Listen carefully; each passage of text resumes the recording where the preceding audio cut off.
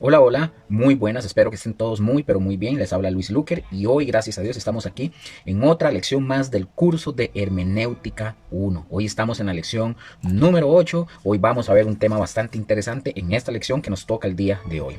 Entonces, para no alargar más el tema, vamos a dar inicio a la lección que nos corresponde el día de hoy. Hoy vamos a ver los 7 tipos de literatura en la Biblia y por qué ignorarlos te lleva al error. Amén. Ahora, iniciemos. Imaginemos, mis hermanos, por un momento que usted y yo entramos a una biblioteca enorme, gigantesca, y que ahí ustedes y yo vamos a encontrar libros de historias, de novelas, de poesía, de manuales de instrucción, cartas personales y profecías. Pregunta del millón. ¿Leeríamos todos estos libros, cartas, etcétera? ¿Todo lo leeríamos de la misma manera? Evidentemente no, mis hermanos. Una carta de amor no se puede leer igual que un manual de guerra, no es igual. Una profecía no se puede, o mejor dicho, una profecía no se interpreta igual que un relato histórico. Pero la Biblia, así es, mis hermanos, así es también. No es un solo tipo de libro que encontramos en la Biblia, ¿verdad? Es una biblioteca. La Biblia, básicamente, mis hermanos, es una biblioteca de 66 libros con diferentes géneros literarios, ¿verdad? Y si usted y yo no los distinguimos, usted y yo vamos a interpretar mal las escrituras. Hoy, mis hermanos, en esta lección vamos a aprender, o vamos, sí, mejor así, vamos a aprender a ser detectives de los géneros literarios. Vamos a descubrir los 7 tipos de literatura que usted y yo encontramos en la escritura. Y cuando usted termine este curso, esta lección, usted nunca jamás volverá a leer un salmo como que si fuera una epístola, ni una profecía como que si fuera una simple historia. Porque la observación, mis hermanos, no es solamente ver, es saber qué estamos viendo.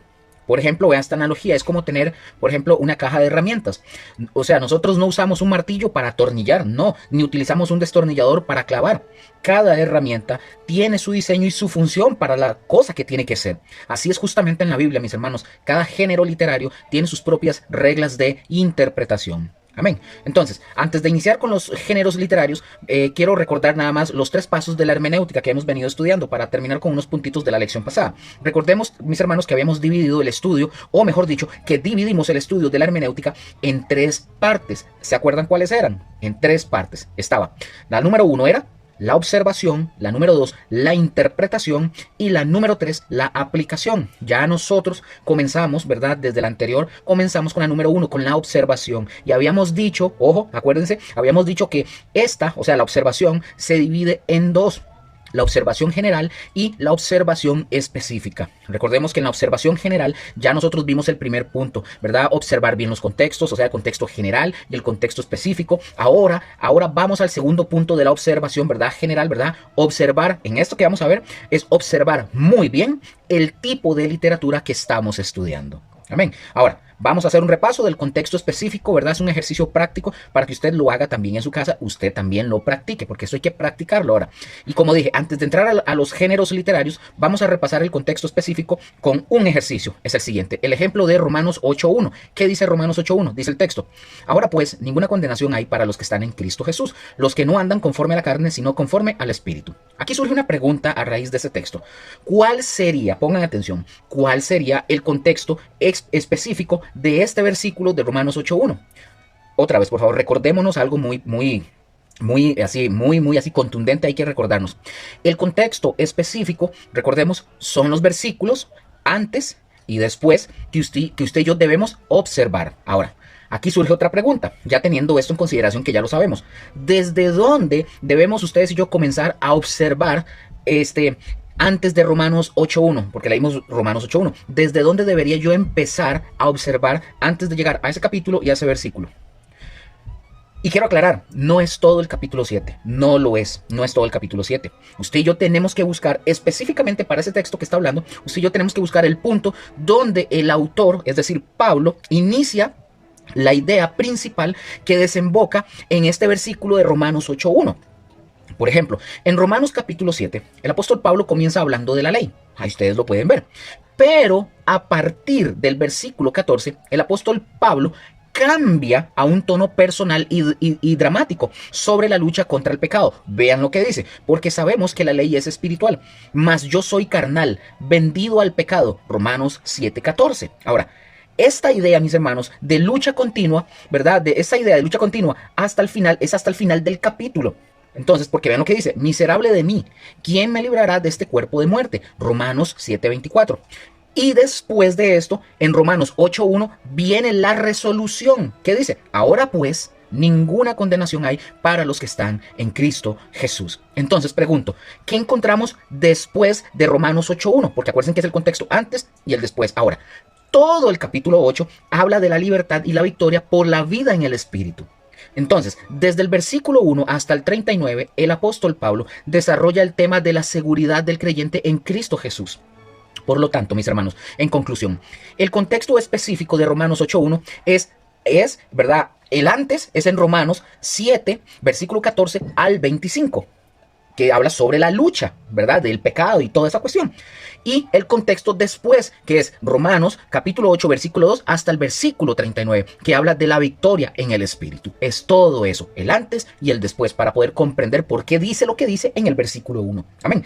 Otro ejemplo, veamos Juan 6, 22 al 26. Vean, por favor, hagan la práctica para que lo puedan entender todavía mejor. Y van a ver que lo van a comprender. Juan 6, 22, 26 dice: el día siguiente, la gente que estaba al otro lado del mar vio que no había habido allí más que una sola barca y que Jesús no había entrado en ella con sus discípulos, sino que estos se habían ido solos. Pero otras barcas habían arribado en Tiberias, junto al lugar donde habían comido el pan después de haber dado gracias al Señor. Cuando vio, pues, la gente que Jesús no estaba allí, ni sus discípulos, entraron en las barcas y fueron a Capernaum buscando a Jesús. Y hallándole al otro lado del mar, le dijeron: Rabí, ¿cuándo llegaste acá? Respondió Jesús y les dijo: de cierto os digo que me buscáis, no porque habéis visto las señales, sino porque comisteis el pan y os saciasteis. Juan 6, 22 al 26. Ahora, nuevamente, ¿desde dónde, para considerar esto, desde dónde deberíamos observar el contexto antes? Ustedes y yo, ¿desde dónde deberíamos observar? Les digo, Jesús dice, pongan atención, Jesús dice: me buscáis porque comisteis el pan y os saciasteis. Ahora, esto que Jesús está diciendo, esto se refiere al milagro de la alimentación de las 5,000 personas que está narrando antes en el mismo capítulo. El contexto antes es Juan 6 del 1 al 15, la multiplicación de los panes y de los peces. Ahora, ¿cuál es el contexto después de esos textos que leímos? Juan 6, 27 al 71. El discurso del pan de vida, todo lo que viene ahí. Ahora, pregunta, ¿por qué es todo esto importante, Luker? Alguien dirá, ¿por qué todo esto es importante? Porque solo entendiendo que esta gente, por ejemplo, había sido alimentada milagrosamente, usted y yo comprendemos la reprensión de Jesús cuando Él les dice: no me buscan por fe, sino por comida. Es lo que les está diciendo, porque comieron y se saciaron. Es por eso que Jesús está diciendo lo que está diciendo. Entonces, con eso, mis hermanos, cerramos el tema ya de lo que vimos, es lo último que vimos en la lección pasada. Ahora, por favor, repasen para que se acuerden. Ahora, vamos a ver aquí la importancia, ahora sí, de los géneros literarios como tal. Amén. Entremos ya en eso, por favor. Ahora sí, vamos a entrar al punto principal. Pregunta: ¿por qué es importante observar el tipo de literatura? Alguien podría decir: hombre, Luker, no, pero ¿por qué es importante observar el tipo de literatura? ¿Por qué, Luker? Bueno, porque cuando usted y yo abrimos la Biblia, mis hermanos, usted y yo tenemos que ser entendidos que hay diferentes tipos de literatura y cada tipo de literatura se interpreta de manera distinta. Por ejemplo, vean esta analogía, que yo creo que la usé al inicio. Nosotros no usamos un martillo para atornillar, ni utilizamos un destornillador para clavar. Cada herramienta tiene su diseño y tiene su función específica. Justamente como dije al inicio, así es la Biblia. Cada género literario tiene sus propias reglas de interpretación. Entonces aquí les voy a ir dando una por una. Vamos a ver los 7 tipos de literatura, ¿verdad?, que usted y yo encontramos en la escritura como tal. Amén. Vamos a ver los 7 tipos de literatura en la Biblia. Número 1. ¿Qué tipo de literatura encontramos en la Biblia? Bueno, la número 1, literatura narrativa o histórica. Así se llama, literatura narrativa o histórica. ¿Y qué es eso, Luker? ¿Qué es literatura narrativa o histórica? Es toda aquella donde usted y yo encontramos pasajes que nos narran historias o sucesos que realmente sucedieron o acontecieron. ¿Y qué características podemos encontrar nosotros en este tipo de literatura? Por ejemplo, relata hechos reales, describe personas, describe lugares, eventos, sigue una secuencia cronológica. Ahora, como dato importante, dentro de la narrativa histórica puede haber lenguaje figurado, pero el fondo de esta literatura es histórica o narrativa como tal.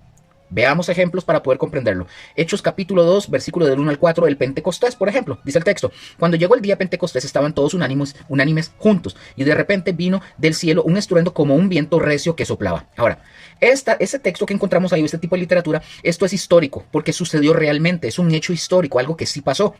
Aunque en cierta forma tenga un lenguaje figurado, ¿como dónde? Donde dice como de un viento recio o como de fuego, por ejemplo. Por ejemplo, Juan 9, del 1 al 41, vemos el caso del ciego de nacimiento, cuando dice que al pasar Jesús vio un hombre ciego de nacimiento. Esta es una historia real como tal, pero dentro de esta historia hay lenguaje figurado. Ustedes lo podrán ver desde los versículos 39 al 41. Y dice, para juicio, dice ahí, para juicio he venido yo a este mundo, para que los que no ven, vean, y los que ven sean cegados. Entonces, veamos aquí, para que logremos comprender esto, un error común que cometen muchas personas. Algunas personas dicen que el libro, por ejemplo, voy a usar por ejemplo, algunas personas dicen que el libro de Jonás no es histórico, ni narrativo, que dicen ellos y lo toman como una literatura alegórica. Ahora, ¿por qué es que estas personas se equivocan en creer que es algo alegórico o algo figurado? Número uno, ¿por qué creo que ellos se equivocan? Porque Jesús mencionó a Jonás como un hecho real en Mateo 12:40 cuando dice, porque como estuvo Jonás, ojo, él ya está diciendo como un hecho, porque como estuvo Jonás en el vientre del gran pez 3 días y 3 noches, así estará el Hijo del Hombre en el corazón de la tierra 3 días y 3 noches. Y número 2, porque dudan del milagro. Alguien muchos dicen, ¿quién podría sobrevivir 3 días en el vientre de un pez? Pero eso, mis hermanos, es dudar del poder de Dios. En conclusión con esto, Jonás, mis hermanos, es literatura histórica, no figurada. Amén, para que lo comprendamos. Espero que este punto haya quedado así porque tengo que irlo dando. Usted los puede ir buscando y desarrollando todavía más para que lo comprenda mejor y buscar más ejemplos. Vamos a ver el segundo, literatura figurada. Literatura figurada es la segunda. ¿Y qué es esta, Luker? Bueno, la literatura figurada, mis hermanos, es toda aquella donde usted y yo encontramos lenguaje en forma figurada, metáforas, símiles, alegorías, etcétera, etcétera, etcétera. Algunas características de esta literatura. Bueno, esta literatura figurada utiliza imágenes para transmitir verdades espirituales. No debe de interpretarse de manera literal. Cada figura representa algo. Por ejemplo, vean el ejemplo en Juan 10, capítulo 1 al 18, del buen pastor. Ya hemos hablado un poquito anteriormente, pero aquí vean este tema. Dice el texto, Juan 10, del 1 al 18, no lo voy a leer todo, evidentemente, pero por lo menos vean lo que dice. De cierto os digo, el que no entra por la puerta en el redil de las ovejas, sino que sube por otra parte, ese es el ladrón, ese es ladrón y salteador. Mas el que entra por la puerta, el pastor de las ovejas es. Versículo 3, a este abre el portero, y las ovejas oyen su voz, y a sus ovejas llama por nombre y las saca. Me detengo ahí un momento. Veamos aquí en esto que acabamos de ver en esos 3 versículos, veamos elementos figurados en el pasaje. Primero menciona la puerta que es Jesús mismo, porque lo dice el versículo 9 posteriormente. El redil, bueno, ¿quieren saber qué es el redil? Bueno, para eso hay que investigar y estudiar, se los dejo de tarea. Las ovejas, ¿quiénes son aquí? Los creyentes. El ladrón, bueno, el ladrón aquí son los falsos líderes, los fariseos. El salteador son los falsos maestros. Luego cuando dice el pastor es Jesús. Luego el portero. Ese es otro punto. El portero aquí muy posiblemente puede ser el Espíritu Santo o está hablando directamente de Dios el Padre. Pero eso se puede después analizar muy bien. El extraño, ¿verdad? Son los falsos. El lobo, dependiendo en algunas partes y el contexto, el lobo puede estar hablando de Satanás o perseguidores, pero ya vamos a seguir viendo eso para que vean. El asalariado, cuando lo menciona, los líderes que no aman a las ovejas como tal. Entonces, pongan mucha atención a lo que estamos viendo. En el versículo 6, por dar un ejemplo, dice el versículo 6, esta alegoría les dijo Jesús, pero ellos no entendieron qué era lo que les decía. Ok, alegoría, mis hermanos, es una suma de lenguaje figurado, es una cadena de metáforas. Importante en este punto, noten ustedes que en todo el pasaje de Lucas 10, no aparece la figura o el personaje del diablo, no aparece en ninguna parte. El ladrón, mis hermanos, aquí el texto que lo menciona no es Satanás. Más adelante vamos a aprender algo más sobre este tema, ¿verdad? Para poder saber y poder descubrir por qué no puede ser Satanás. Lo vamos a ver más adelante, pero el ladrón no es Satanás como muchas personas interpretan o creen o se inventan. Es por contexto los fariseos que expulsaron al ciego en el capítulo 9. Vean, ya vimos algo de cómo ver el contexto antes y después. Ahora, otro ejemplo, mis hermanos, en 2 de Timoteo, capítulo 2, ¿verdad? Versículos del 3 al 6 y posterior versículo 15. Dice el texto, tú pues sufre penalidades como buen soldado de Jesucristo. Y brinco al versículo 4, aquí, o paso al versículo 4. Ninguno que milita se enreda en los negocios de la vida, a fin de que agradar a aquel que lo tomó por soldado.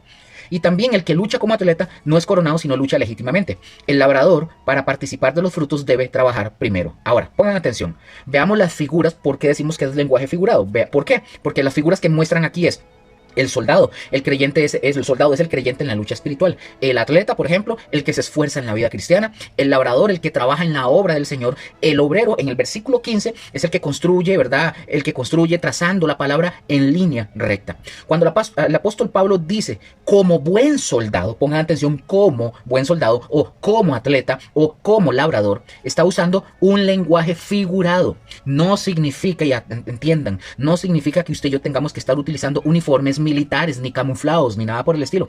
Significa que usted y yo debemos aplicar las cualidades de esos oficios a nuestra vida cristiana como tal. Amén. Listo. Pasemos al tercer punto. Literatura profética. Literatura profética. Entonces, Luker, ¿qué es literatura profética? Bueno, mis hermanos, literatura profética son los libros y pasajes, ojo, libros y pasajes que contienen profecías, es decir, mensajes de Dios sobre el futuro. ¿Y qué características contiene esta literatura? Bueno, pueden tener cumplimiento inmediato y o futuro. A veces tienen doble aplicación, pongan atención, a veces tienen doble aplicación, por ejemplo, una cercana y otra lejana. Y hay que tener mucho cuidado de no aplicar a cualquiera lo que es exclusivo.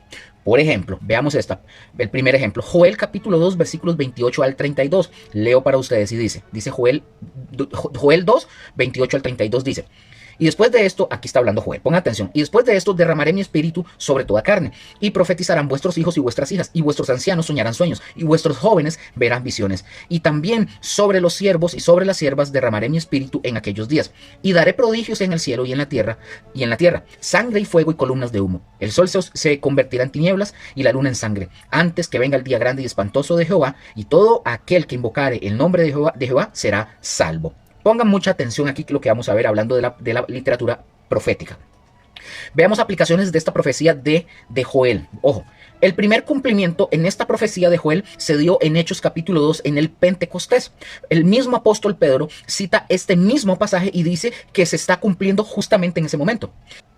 Y el número 2 o el segundo cumplimiento, nosotros lo vemos con los eventos del fin, día del Señor, cuando dice el día del Señor. En la parte en la que dice del sol en tinieblas, la luna en sangre, todo eso que él menciona en esa segunda parte apunta al final de los tiempos. Y la tercera aplicación general de ese texto que vimos de Joel, el principio de que el Espíritu se derrama sobre todo creyente, es para todas las edades. Tiene un cumplimiento doble en este caso esa profecía. Otro ejemplo para que vean y que de las precauciones que tenemos que tener cuidado a la hora de aplicar cuando son profecías, ¿verdad? Vean lo que dice Isaías 53. Dice: despreciado y desechado entre los hombres, varón de dolores, experimentado en quebranto.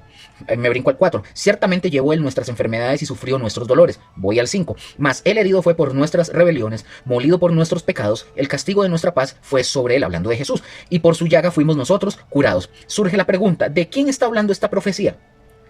Esta profecía, mis hermanos, es exclusiva de Cristo Jesús. Nadie más en el mundo puede aplicársela a sí mismo o para otra persona. No se puede.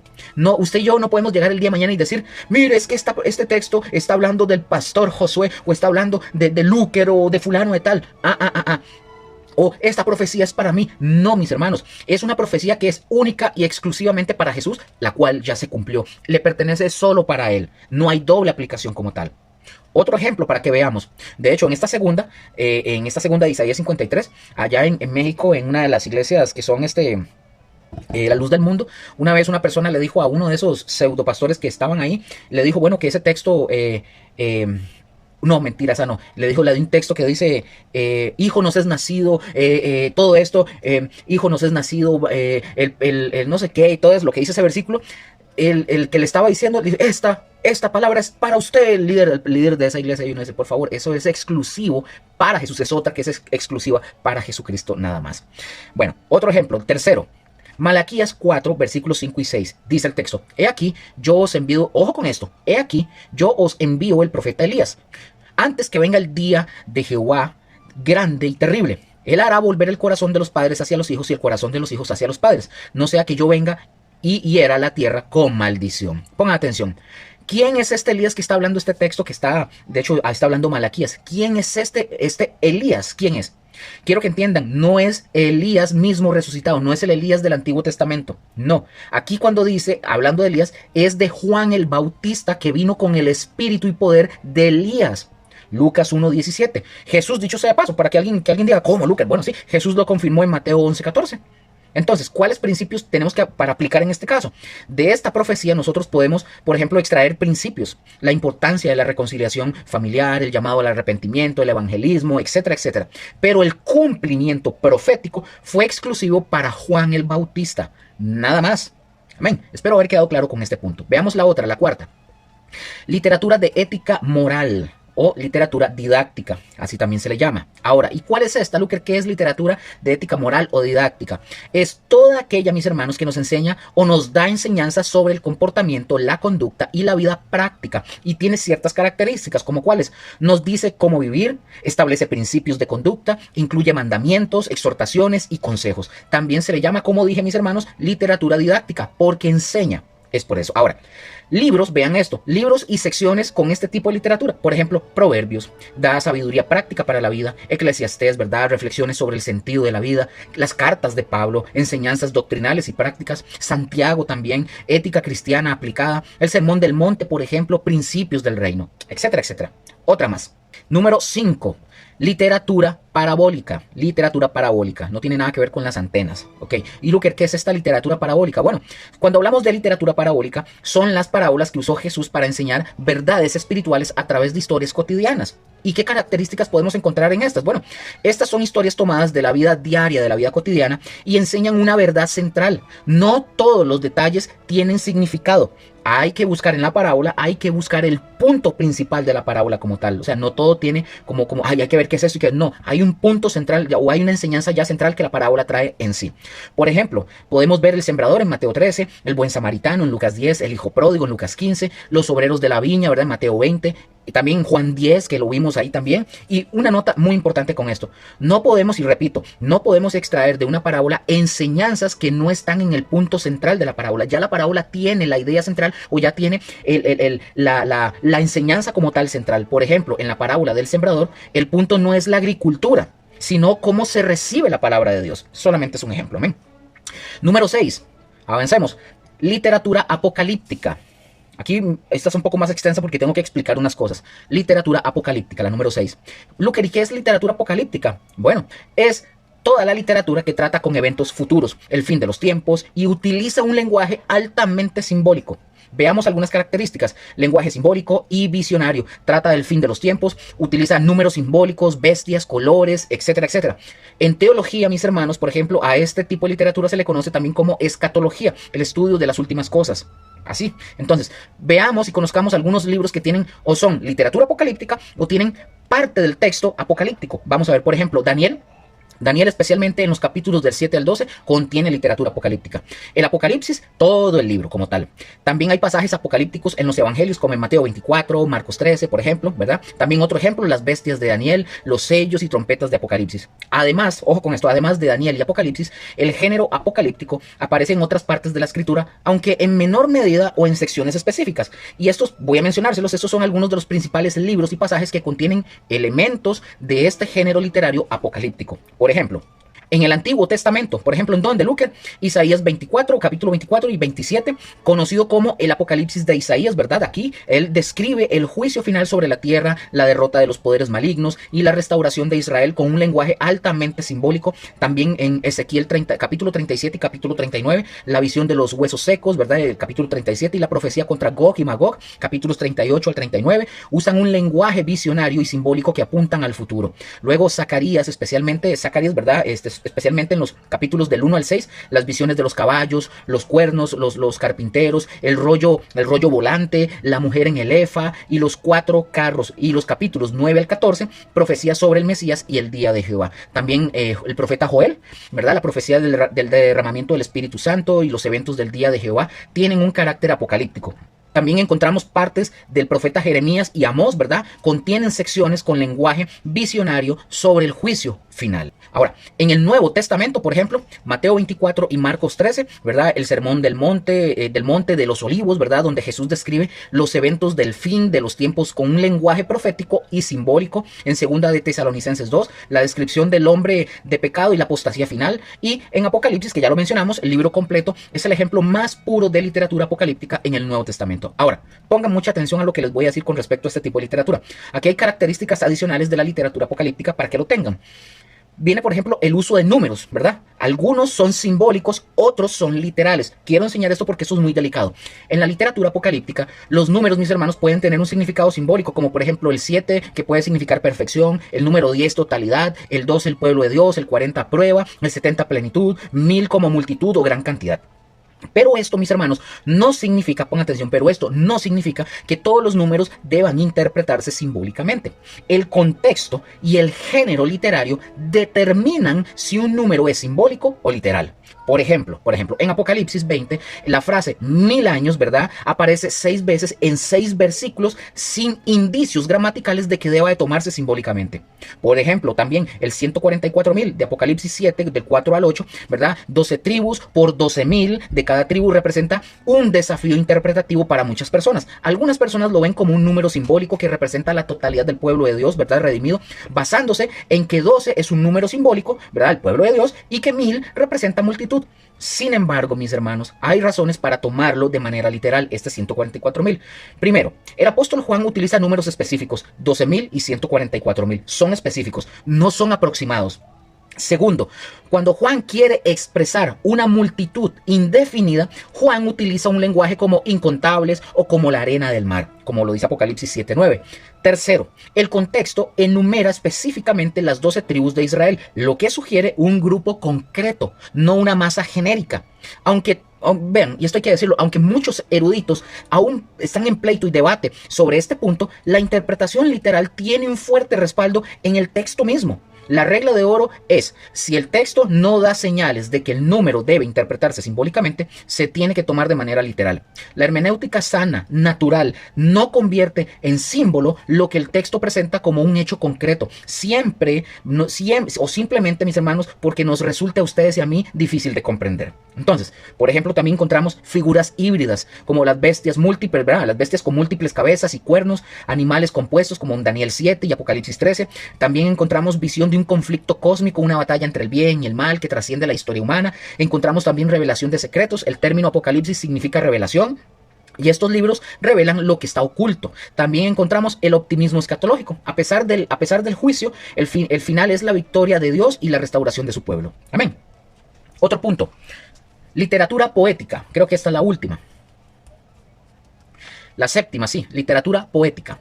¿Qué es literatura poética? Bueno, la literatura poética, mis hermanos, es la literatura escrita en forma de poesía, con ritmo, paralelismos y lenguaje emotivo.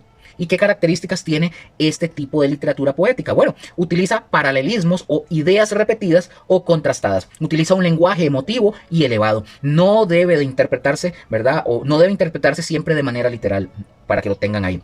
Veamos algunos libros poéticos para que lo tengan. Algunos, por ejemplo, Job, en gran parte, Salmos, Proverbios, algunas secciones, Eclesiastés, Cantar de los Cantares, etcétera, etcétera. Por ejemplo, el Salmo 23 dice, Jehová es mi pastor, nada me faltará. Es poesía, pero expresa una verdad profunda sobre el cuidado de Dios. Veamos un ejemplo práctico en el Salmo 1 para que aprendan algo. Esta es una poesía que enseña en el Salmo 1. Comparemos dos formas de decir la misma verdad para entender la diferencia entre géneros. Veamos en la narrativa, para que vean esta diferencia. En la narrativa, una historia. Y fue José como árbol plantado junto a corrientes de aguas. Génesis 39, del 2 al 3, que es bendición. Y dice, y los malos perecieron en el diluvio, Génesis 7:23, hablando de juicio. Ahora, en poesía, como en el Salmo 1, dice, será como árbol plantado junto a corrientes de aguas. No así los malos, sino como el tamo que arrebata el viento, porque Jehová conoce el camino de los justos, mas la senda de los malos perecerá. Entonces, con esto, veamos las características para entender la poesía del Salmo 1.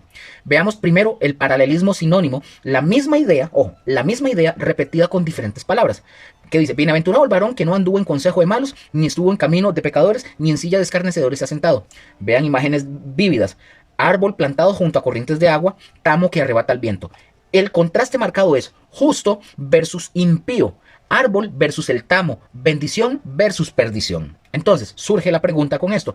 ¿Cómo interpretar correctamente entonces el Salmo 1? Bueno, ya se los digo, no debemos interpretarlo como una promesa mecánica de prosperidad económica, empecemos por ahí, como hacen los de la teología de la prosperidad.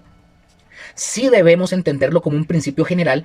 El que ama la ley de Dios y medita en ella será fructífero en su vida espiritual. El que no será como paja sin valor. Entonces, ¿cómo aplicamos esto, mis hermanos? No todos los justos en la Biblia fueron prósperos, mis hermanos, económicamente hablando. Juan el Bautista murió decapitado, Pablo en la cárcel, Esteban apedreado. Pero todos fueron como árboles plantados junto a aguas, porque tenían una vida espiritual abundante. El Salmo 1 es poesía, no es un contrato de garantías financieras. Por favor, aclaren eso. Nos enseña con belleza literaria la diferencia entre dos caminos, el de la vida y el de la muerte. En conclusión, mis hermanos, con el tema de los géneros literarios, si usted y yo no distinguimos los géneros literarios, usted y yo vamos a terminar tomando la poesía como promesa literal y nos vamos a frustrar. Vamos a tomar la narrativa como mera alegoría y vamos a perder la historia. Vamos a tomar la profecía como que solo para el pasado y vamos a perder el futuro. Amén. Entonces, para que tengamos cuidado. Otro punto aquí que quiero compartir con ustedes para que ustedes lo tengan. Quiero compartir con ustedes porque no solamente hay 7 géneros, hay más. Pero yo quiero compartir con ustedes otros géneros literarios en la Biblia. Esto es una información adicional para que usted la tenga. Repito. Además de los 7 géneros principales que ya estudiamos, la Biblia contiene otros tipos de literatura que aparecen con menor proporción en las escrituras. Los quiero mencionar aquí en este estudio para que usted que me está viendo, usted sepa que existen y que si usted desea profundizar en ellos, usted puede investigar por su propia cuenta. Aquí tiene el recurso y usted solo tiene que ir a estudiarlo ahí fuera y empezar a investigar y estudiar. La que está adicional, la primera, literatura legal que tiene que ver con leyes. Esta aparece principalmente en el Pentateuco, Éxodo, Levítico, Números, Deuteronomio. Contiene mandamientos, estatutos, decretos y leyes civiles, ceremoniales y morales para Israel. Número 2. Listas genealógicas. Se encuentra en Génesis, en Números, en Crónicas, Esdras, Nehemías, Mateo, Lucas, etc. Estos registran linajes familiares con propósito histórico y teológico. Por ejemplo, la genealogía de Jesús. Número 3.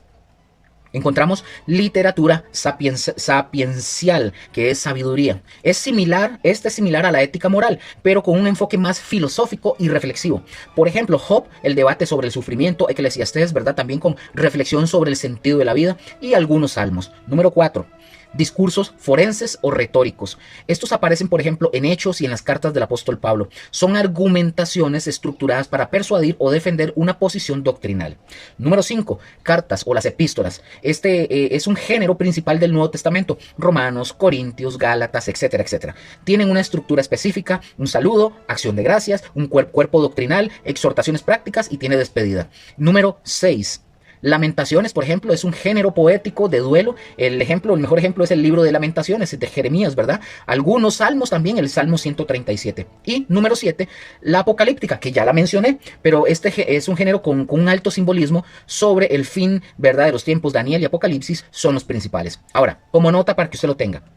Yo no voy a desarrollar estos acá que mencioné, no los voy a desarrollar, pero usted ya tiene el recurso. Usted como estudiante, usted puede investigarlos por su propia cuenta para que usted pueda enriquecer su conocimiento. Amén. Entonces aquí abajo voy a dejarles, o mejor dicho, aquí en el video les voy a poner una tabla de los 7 géneros principales, ¿verdad? Para que lo tengan ahí, donde está el tipo de literatura, las características, los ejemplos, donde ya vimos, por ejemplo, la narrativa histórica, vimos la figurada también, ahí viene el uso de metáforas, alegoría, para que usted tengan esta tabla. Vimos la profética, ¿verdad? Donde había y todo esto, de que habla del futuro, todo esto también de ética moral, ya lo vimos.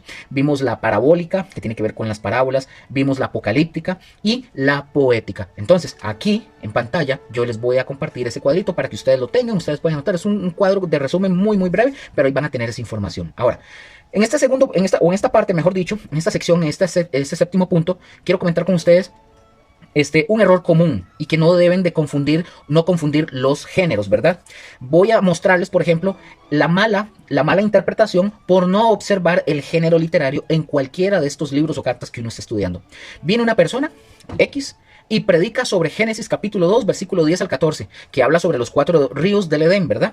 Viene esta persona y el texto primero dice, y salía del Edén un río para regar el huerto, y de allí se repartían en 4 brazos. El nombre del uno era Pisón, ese es el que rodea toda la tierra de Ávila, donde hay oro.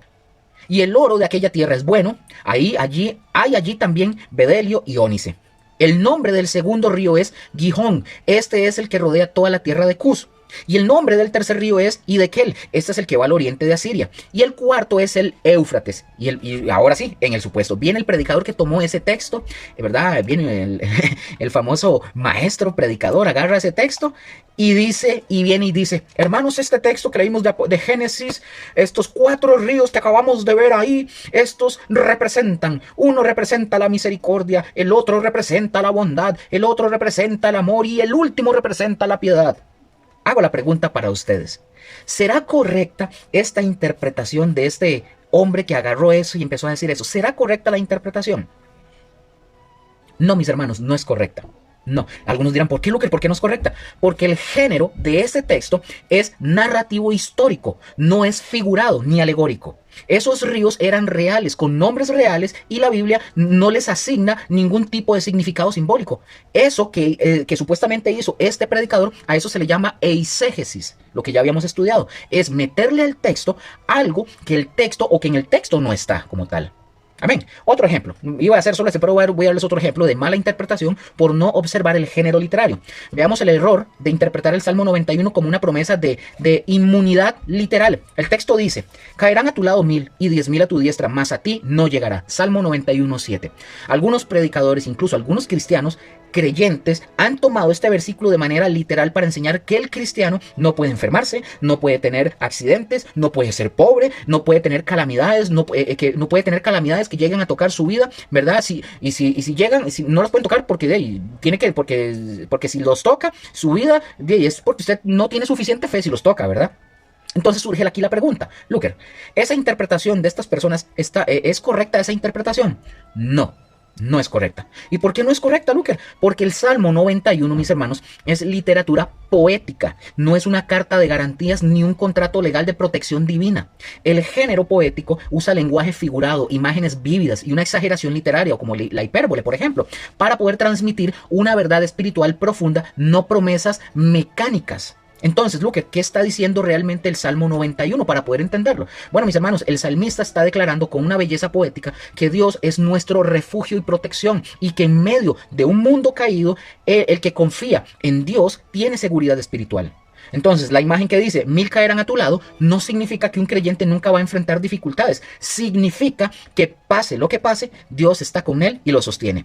Entonces, Lucas, dígame una cosa, ¿y cómo sabemos que no es literal? Bueno, vamos a ver, el mismo Salmo dice, pongan atención, el mismo Salmo dice, no te sobrevendrá mal, ni plaga tocará tu morada, lo dice el versículo 10, pero la escritura, mis hermanos, está llena de ejemplos de justos que sí enfrentaron plagas y enfermedades, por ejemplo, Job, el apóstol Pablo, etcétera. 2. El Salmo utiliza un lenguaje poético, por ejemplo, que dice, con sus plumas te cubrirá y debajo de sus alas estarás seguro, en el versículo 4. Esto no es literal, mis hermanos, no es una gallina, Dios, es una imagen poética de protección divina. Y número 3, el mismo Jesús, al ser tentado por Satanás, él citó el Salmo 91, 11, 12, ¿verdad? Pero Satanás lo estaba usando de manera literal y fuera de contexto, ¿verdad? Ustedes ven esta historia en Mateo 5 al 7. Jesús no respondió aceptando la interpretación literal, respondió con otra escritura que establece el principio correcto, no tentarás al Señor tu Dios. Entonces, veamos algunas consecuencias, por favor, algunas consecuencias de este error. Hay personas que han tomado el Salmo 91 como una promesa literal y han sufrido frustración y crisis de fe cuando han enfrentado o han enfermado y también han llegado a tragedias. Han llegado a creer y a pensar que Dios les falló o que su fe no era suficiente. Pero en realidad, mis hermanos, el problema no era Dios ni la fe de ellos. Era que ellos estaban leyendo poesía como que si fuera un contrato legal. En conclusión con este punto, el Salmo 91, mis hermanos, es una hermosa expresión poética de la confianza en la protección de Dios. Nos enseña que en medio de las dificultades Dios es nuestro refugio, pero no es un amuleto mágico ni una garantía de que nunca vamos a tener problemas. La interpretación correcta respeta el género literario o el género poético, en este caso el Salmo 91, y extrae el principio espiritual, no la promesa mecánica. Amén. Y termino, mis hermanos. Ya en este punto hemos armado como nuestra caja de herramientas, ¿verdad? Para la observación. Ya no somos lectores pasivos, mis hermanos. Ahora ya somos detectives espirituales equipados con 2 lentes esenciales. Número 1, el lente del contexto específico. Nos permite ver el versículo en su entorno inmediato para poder captar la intención original. Y número 2, el lente de los géneros literarios. Este nos ayuda a nosotros a elegir la herramienta correcta para cada tipo de texto. Nosotros no leemos un salmo como una profecía, ni una narrativa como una parábola, ni una profecía como que si fuera para nosotros sin discernir. vivir. Recordemos, mis hermanos, una observación cuidadosa y precisa es el cimiento inquebrantable sobre el cual construiremos una interpretación fiel y una aplicación poderosa. La palabra de Dios, mis hermanos, se revela con mayor riqueza a todos aquellos, ¿verdad? O a quienes se toman el tiempo de observarla con sabiduría. Entonces, por lo tanto, y cierro, ya en este punto hemos hablado hoy de cómo leer la Biblia, de géneros literarios, de contextos, de observación cuidadosa, pero permítame hacerles a ustedes una pregunta que trasciende toda técnica. ¿Sabe usted que la Biblia no solamente es un libro, verdad, que usted lee, sino un libro que lo lee a usted? Dice Hebreos 4:12, la palabra de Dios es viva y eficaz y más cortante que toda espada de dos filos y penetra hasta partir el alma y el espíritu, las coyunturas y los tuétanos, y discierne los pensamientos y las intenciones del corazón. Usted, mis hermanos, usted puede observar todos los detalles, usted puede conocer todos los géneros literarios, usted puede dominar la hermenéutica, ser un maestro, un doctor incluso, pero si la palabra no penetra en su corazón, si no le muestra su pecado, si no lo lleva al Salvador, todo esto va a ser en vano. Hay un género, ¿verdad?, que la Biblia no menciona, pero que usted conoce muy bien, el género de su propia vida. Y la pregunta aquí es, ¿qué dice? ¿Qué dice la Biblia sobre su historia? Dice que usted es como una oveja descarriada, ¿verdad? O como dice Isaías 53:6, dice que su pecado lo separa de Dios, Isaías 59:2, dice que no hay justo ni aun uno, Romanos 3:10, pero también dice que hay un pastor que vino a buscar la oveja perdida, Lucas 15. Hay un cordero que fue herido por nuestras rebeliones, Isaías 53:5. Hay una puerta, mis hermanos, por la cual usted y yo podemos entrar y ser salvos, Juan 10:9. Jesús no es solo un personaje de literatura bíblica, es el verbo hecho carne, la palabra viva que hoy quiere entrar en su corazón. Usted se lo va a permitir. Dice el texto, he aquí yo estoy a la puerta y llamo, y si alguno oye mi voz y abre la puerta, entraré a él y cenaré con él y él conmigo. Hoy, mis hermanos, hoy, lo más importante que usted y yo tenemos que entender de los géneros de la Biblia es entender que usted necesita ser transformado por ella. Amén. Bueno, mis hermanos, nos vemos en el siguiente, en la 9ª lección, ¿verdad? Y estamos a punto de terminar lo que es la primera parte o hermenéutica 1 para posteriormente continuar con hermenéutica 2. Entonces, mis hermanos, los bendecimos enormemente, que el Señor me los guarde a todos, sigan estudiando y sigan preparándose y no aflojen. Nos vemos en el siguiente. Amén. Que el Señor me los guarde, les amamos a todos. Bye, bye.